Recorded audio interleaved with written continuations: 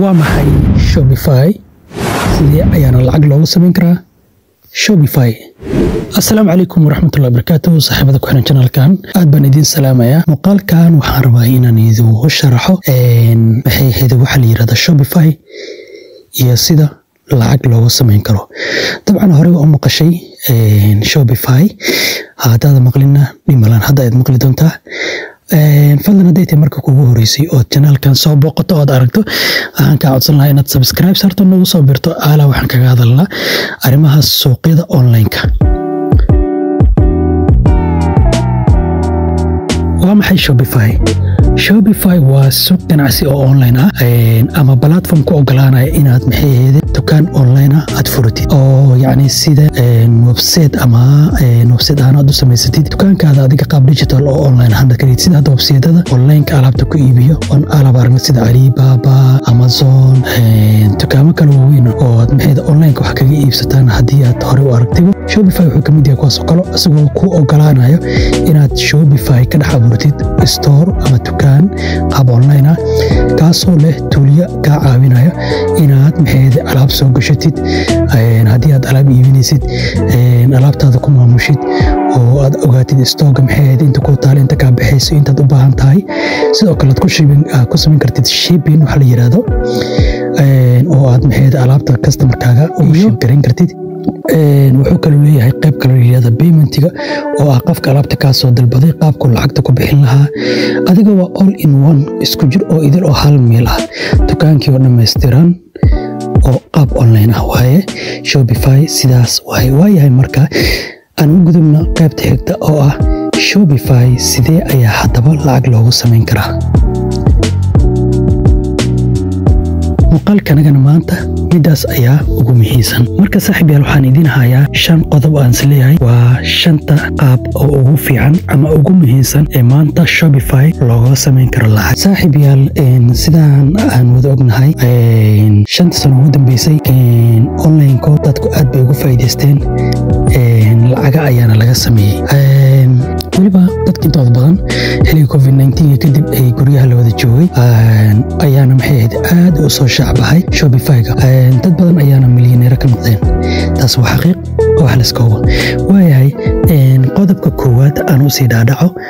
qodobka koowaad waxay tahay midka ugu caansan oo ah dropshipping waa qaabka ugu caansan ee Shopify lacag looga sameeyo. waayahay dropshipping maxay tahay saaxiibayaal dropshipping waxa waaye alaab aad adigu lahayn ayaad waxaad ku iibinaysaa store aad ka samaysatay Shopify oo active ah oo dadka markay maxay Google ka yimaadaan arki karaan store-kaaga alaabtaada arki karaan kadib inta alaabta ka iibsadaan ayaad adiga alaabta dadku u deliver gareynaysaa. dropshipping wuxuu ku shaqeynaa waxay tahay maxay ahayd alaab uu qof kale leeyahay sida alaabta lagu iibiyo AliExpress oo kale aad soo qaadanaysaa dukaankaada Shopify ayaad gelinaysaa kadibna maxay ahayd faa'iido ayaad dul saaranaysaa markuu client-iga ama customer-ku ka soo codsado waxaad sameynaysaa supplier-ki ayaad maxay ka iibinaysaa ka soo iibsanaysaa marka ka soo iibsadid supplier-ki waxaad siinaysaa address-ki qofka maxay alaabta ka soo iibsaday. insha Allah ta'ala hadii aad u baahantiin muuqaal dhameystiran ayaan dropshipping-ku ka soo diyaarin doonaa. qaybta comment igu sareeyo hadii aad u baahantiin dropshipping wax badan ka fahamtid. qaabka labaad waa isna qaab kale oo caan ah oo Shopify-ga lacag looga sameeyo. qaabkan waxay tahay print on demand wax la yiraahdo. saaxiibayaal print on demand wuxuu la mid yahay sida dropshipping-ka waa alaab aadan adiga dukaankaada ku haynin ama adiga aadan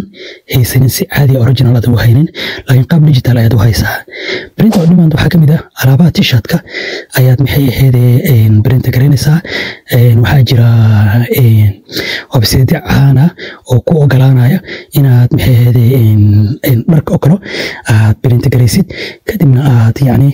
Shopify-gaada aad ku haysatid markuu customer-ka alaabta ka soo gatano kadibna maxay ahayd qoladinka print demand-iga adiga profit-kaaga dul saaranaysaa ayaga maxay ahayd qiimahooda ayay jaranayaan ayaga ayaa alaabta ku deliver gareynaya. waliba waxa kale ku si fiican tahay magacaaga ayaa taa lagu qorayaa.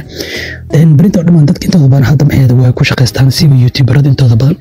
print on demand waa aragteen dhalinyaro fara badan YouTuber ah oo kule markii halkan ka iibso selling digital products waa maxay selling digital products waxaad iibinaysaa alaabo digital ah alaab yani alaabta caadiga ma ahan waxaan ka hadlaa wax digital ah waa maxay wax digital ka waxa noqon kara koorsooyinka noqon karo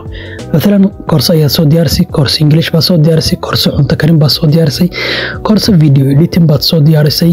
laakiin waxa doonaysaa meel aad ku iibisid Shopify wuxuu ka caawinayaa inaad store samaysatid store kaasina aad maxay soo gelisid koorsooyinkaada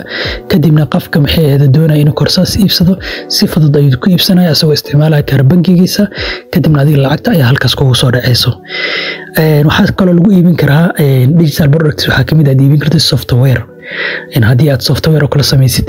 ama hadaa sidii buugaagta la turjumay ama buugaag wixii ahaadaba e-books kala yaqaan ayaad sidoo kale ku iibin kartaa waaye lambarka afraad waxaan inoogu jiro affiliate marketing wax la yiraahdo saaxiibayaal qaar intooda badan saan filayo waa ay maqleen wax la yiraahdo affiliate marketing ku sida u shaqeeya waxay tahay waxaysiin alaab ayaad xaysiinaysaa kadibna alaabtaas markuu qof gato adigu waxaad ku leedahay commission sidee مثلا قولينكان affiliate marketing bixiyo ayaad maxaylinka ka soo qaadanaysaa kadibna Shopify ayaad store ka samaysanaysaa kadibna Shopify ayaad waxaad ku xayeysiinaysaa alaabtii ay gadayaan kuwaas then adigoo linkigaaga qofka ku dhufta oo alaabtaas iibsado waxaad ku leedahay commission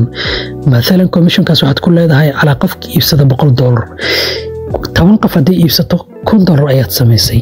affiliate marketing saaxiibayaal haddaad u baahantiin muuqaal ayaan asagana insha Allah ta'ala ka soo diyaarin doonaa qaybta commentiga ayaad asagana igu reebi kartaa qaybtan waxa la yiraahdaa shanaad subscription services yani in maxay ahaydee sida oo ogolaanaysa customer-kaaga inay yani alaab maxay shipment lagu sameeyo oo kale ama services-ka oo kale alaabaha oo kale in yani ay subscribe garayaan alaabtaas waxa kamid noqon karto مثلا waxa loo soo daanaya qofkan oo kale waxa kamid ah waad aragteen baa umaleynaa sida hada TV-da oo kale subscription waaye markii lagu soo daanaya DStv oo kale wax noocaas oo kale ama sida hada فيلمانتا فان برج oo kale markii hada ay sameynayaan ay filimka adiga bisha hada lacagtaas bixisid filimada lagu soo fasaxaya subscription ayaa la yiraahdaa taas oo kale service waayahay saaxiibayaal intaas ayaa ugu muhiimsaneed aad baad u mahadsantihiin hadii sidoo kale u baahatiin in Shopify store sida loo sameyn lahaa muuqaal ayaan asayna ka soo diyaarinay insha Allah ta'ala saaxiibada inta ku cusubna subscribe soo saara share gareey saaxiibayaal kanaalkiin way fahanteen gacanteen laga baqiilin muuqaalkana like على صار إن شاء الله آدي أتبدو ما سنتين ونيد بالسلامة يا دم